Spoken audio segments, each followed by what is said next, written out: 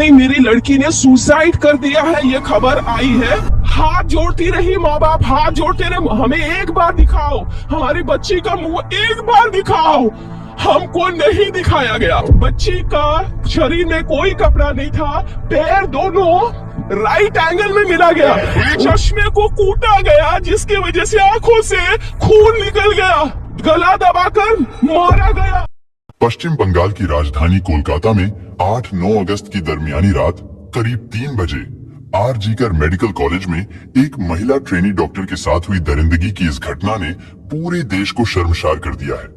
Night shift में काम कर रही डॉक्टर के साथ हुई इस हैवानियत ने एक बार फिर से दिल्ली के निर्भया कांड की याद दिला दी। हालांकि पुलिस ने एक आरोपी को अरेस्ट करके खुलासा किया है कि हमने इस केस को सॉल्व कर लिया है, लेकिन आपको क्या लगता है, क्या एक अकेला व्यक्ति उस बच्ची के साथ ऐसी खौफनाक दरिंदगी कर सकता था, या फिर इसमें किसी और व्यक्ति का भी हाथ हो सकता है? दोस्तों, आज की इस वीडियो में हम पहले पुलिस और पकड़े गए आरोपी के बारे में बात करेंगे और फिर कुछ ऐसी ऑडियो क्लिप भी आपके सामने रखेंगे जो इस बात की तरफ इशारा करती है कि इस घटना में एक से ज्यादा लोग शामिल रहे होंगे। दरअसल बहुत मेहनत और लगन के बाद कुछ लड़के और लड़कियां नीट का एग्जाम क्वालिफाई करके इस आरजीकर मेडिकल कॉलेज में जूनियर डॉक्टर के तौर पर डॉक्टरी की ट्रेनिंग के लिए आते हैं। और इसी कॉलेज में एक ऐसी लड़की थी जिसने बड़ी मेहनत से पढ़ाई की थी, क्योंकि उसके माँ बाप का सपना था कि उनकी इकलौती बेटी पढ़ लिख कर डॉक्टर बने, और बेटी का सपना ये था कि मैं अपने माँ बाप के सपने को पूरा करूं और उनको इस गरीबी की दलदल से बाहर निकालूं, क्योंकि उस लड़की के गरीब पिता कोलकाता से दूर नॉर्थ 24 परगना में रहा करते थे। उनके परिवार में केवल 3 ही लोग थे, एक वो जूनियर डॉक्टर लड़की, उसकी माँ और उसके पिता। उसके पिता अपना घर चलाने और अपनी बेटी को पढ़ाने के लिए बच्चों की स्कूल यूनिफॉर्म बेचा करते थे, और उन्हीं स्कूल की यूनिफॉर्म को बेचकर वो अपना घर चलाते और अपनी बेटी को पढ़ा रहे थे। उनकी बेटी ने भी धीरे धीरे एमबीबीएस की पढ़ाई पूरी कर ली थी। एमबीबीएस करने के बाद अब वो आरजीकर मेडिकल कॉलेज में पीजी की सेकंड ईयर की स्टूडेंट थी। अब उसके सामने उसका खूबसूरत करियर था, यानी उसके माँ बाप बचपन से जो सपना देख रहे थे वो अब पूरा होने ही वाला था। उनकी बेटी डॉक्टर बनने वाली थी और उनके घर के हालात बदलने वाले थे। लेकिन अचानक 9 अगस्त की सुबह को उनके सारे सपने टूटकर बिखर गए। जिस बेटी से उन्होंने 8 अगस्त की रात फोन पर बात की, उसी बेटी की मौत की खबर सुबह उनके परिवार को मिली। माँ बाप रात को बेटी से बात करके तसल्ली से सो गए थे, लेकिन अगली सुबह इतनी भयावह होगी ये उन्होंने कभी सपने में भी नहीं सोचा था।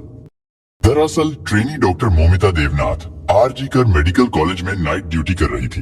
वो पिछले कई दिनों से नाइट शिफ्ट पर थी। उसकी ड्यूटी करीब 10 बजे के आसपास शुरू हो जाती थी, और जब सुबह को उसकी शिफ्ट खत्म हो जाती तो मोमिता हॉस्पिटल से सीधे अपने घर चली जाती थी, क्योंकि ये हॉस्पिटल लाल बाजार इलाके में था। इसलिए 8 अगस्त 2024 को भी हर रोज की तरह वो अपने घर से हॉस्पिटल जाने के लिए निकली। हॉस्पिटल पहुंचने के बाद जो पेशेंट उसके अंडर में थे, उसने उन मरीजों को देखा, यानी उसने उन्हें अटेंड किया, और इस काम में उसे रात के करीब 2 बज गए थे। उस समय हॉस्पिटल में मरीजों और उनके साथ आने वाले लोगों की भीड़ थोड़ी कम होने लगी और हॉस्पिटल में सन्नाटा छाने लगा, क्योंकि उस समय मरीज भी कम होने लगे थे। इसलिए ट्रेनी डॉक्टर मोमिता को भी थोड़ा फुर्सत का समय मिला, तो उस जूनियर डॉक्टर ने अपने 4 और जूनियर डॉक्टरों के साथ बैठकर हॉस्पिटल की कैंटीन में रात का खाना खाया। उस समय रात के 2 बज रहे थे। खाना खाने के बाद अक्सर इमरजेंसी वार्ड की ड्यूटी से जब डॉक्टर या मेडिकल स्टाफ थक जाते थे तो वो हॉस्पिटल के सेमिनार हॉल में आराम करने के लिए चले जाते थे। हालांकि उस सेमिनार हॉल में करीब 25 से 30 लोगों के बैठने के लिए वहां कुर्सियां भी लगाई गई हैं, क्योंकि जब भी हॉस्पिटल में कोई फंक्शन होता था तो वो इसी सेमिनार हॉल में होता था। ये सेमिनार हॉल 4थी मंजिल पर बनाया गया है। लेकिन अजीब बात यह है कि इतने बड़े और प्रसिद्ध आरजीकर मेडिकल कॉलेज में स्टाफ के आराम करने के लिए कोई भी कमरा, कोई भी रूम नहीं बनाया गया है, जिस कारण जो मेडिकल स्टाफ नाइट शिफ्ट में ड्यूटी पर होते हैं, जब वो लोग काम से थक जाते हैं तो जूनियर डॉक्टर और बाकी स्टाफ के लोग भी उसी 4th फ्लोर पर सेमिनार हॉल में आराम करने चले जाते थे, और वहां पर बैठकर मेडिकल स्टाफ के लोग थोड़ी देर आराम कर लेते थे और फिर थोड़ी देर बाद वो अपनी ड्यूटी पर चले जाते थे।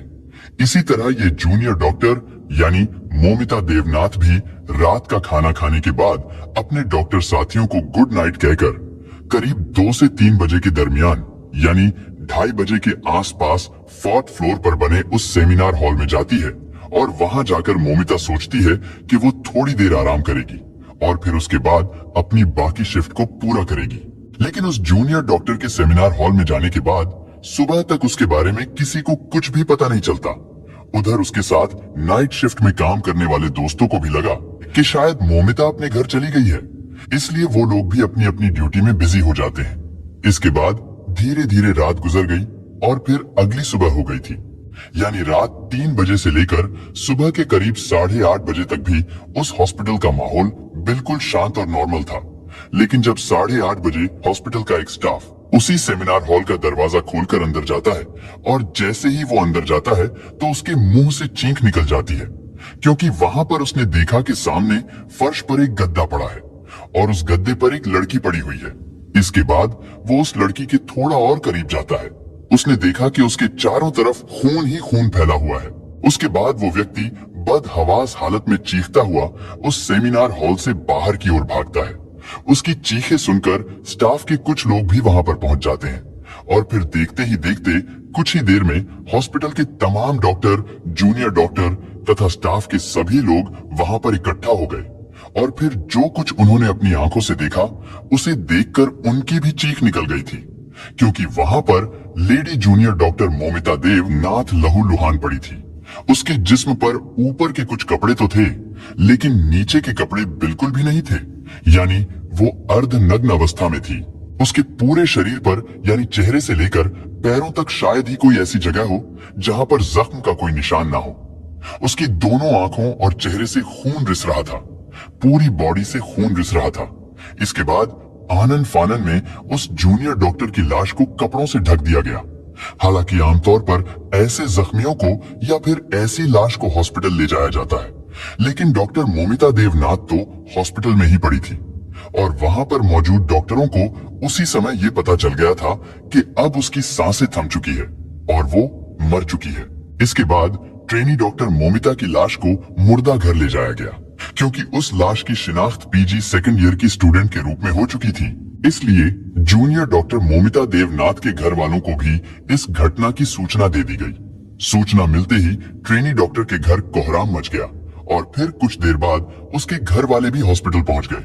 घर वालों के हॉस्पिटल पहुंचने के बाद हॉस्पिटल में मौजूद चेस्ट मेडिसिन डिपार्टमेंट के सहायक सुपरिटेंडेंट ने उनसे कहा कि आपकी बेटी ने खुशी की है, लेकिन ट्रेनी डॉक्टर के माता पिता ने जो बताया है उससे तो इस पूरे मामले में कहीं ना कहीं साजिश की बू आने लगी है।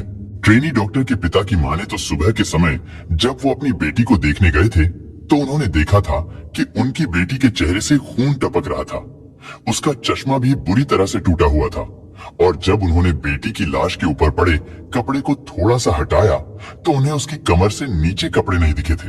लेकिन उस बेटी के साथ इतना कुछ हो जाने के बाद भी उसी हॉस्पिटल के चेस्ट मेडिसिन डिपार्टमेंट का सहायक सुपरिटेंडेंट कहता है कि जूनियर डॉक्टर मोमिता देवनाथ ने तो खुदकुशी की है, यानी एक लड़की जिसके जिस्म पर कोई कपड़ा नहीं है, उसका शरीर सिर से लेकर पैर तक जख्मी है। भला कोई ऐसे भी अपनी जान देता है? खैर, जब ये तमाम बातें चल ही रही थी तो थोड़ी देर के अंदर ही अंदर इस घटना की खबर पूरे हॉस्पिटल के तमाम जूनियर डॉक्टरों तक पहुंच गई और जिन लोगों ने भी उस ट्रेनी डॉक्टर की लाश देखी उन्होंने पहली ही नजर में अंदाजा लगा लिया था कि ये सिर्फ कत्ल ही नहीं है, बल्कि उसके साथ जबरदस्ती हैवानियत भी की गई है। और इसी वजह से सभी जूनियर डॉक्टरों में गम और गुस्से का माहौल पैदा हो गया था, क्योंकि ये दरिंदगी एक सरकारी हॉस्पिटल के अंदर एक जूनियर डॉक्टर के साथ की गई थी। लेकिन स्टूडेंट का गुस्सा अभी भी काबू में था और इसी बीच शुरुआती पोस्टमार्टम रिपोर्ट भी आ गई, क्योंकि वो सभी लोग डॉक्टर थे और वो लड़की भी उन्हीं डॉक्टरों में से एक जूनियर डॉक्टर थी जिसके साथ ये सब कुछ हुआ था। शुरुआती पोस्टमार्टम रिपोर्ट से ही उन सबको पता चल गया था कि उस ट्रेनी डॉक्टर के साथ क्या कुछ हुआ है और किस तरह से दरिंदगी की गई है। पोस्टमार्टम रिपोर्ट के मुताबिक उसकी दोनों आंखों से खून रिस रहा था, उसके मुंह से भी खून बह रहा था, उस ट्रेनी डॉक्टर के प्राइवेट पार्ट से भी खून बह रहा था, उसका पेट बुरी तरह से जख्मी था, उसका बायां पैर टूटा हुआ था, उसकी गर्दन भी टूटी हुई थी, दाहिना हाथ टूटा हुआ था, उसकी रिंग फिंगर भी टूटी हुई थी, होंठ जख्मी थे और होंठ से भी खून रिस रहा था, उसके जिस्म पर कई जगह दांतों से भी काटा गया था। यानी उस मासूम बच्ची के शरीर को बहुत ही बेदर्दी से भंबोड़ा गया था। आगे पोस्टमार्टम रिपोर्ट में था कि शायद इन सब के बाद आखिर में गला घोंटकर उसकी हत्या कर दी गई थी। लेकिन इस पोस्टमार्टम रिपोर्ट में भी कई चीजें क्लियर नहीं थी।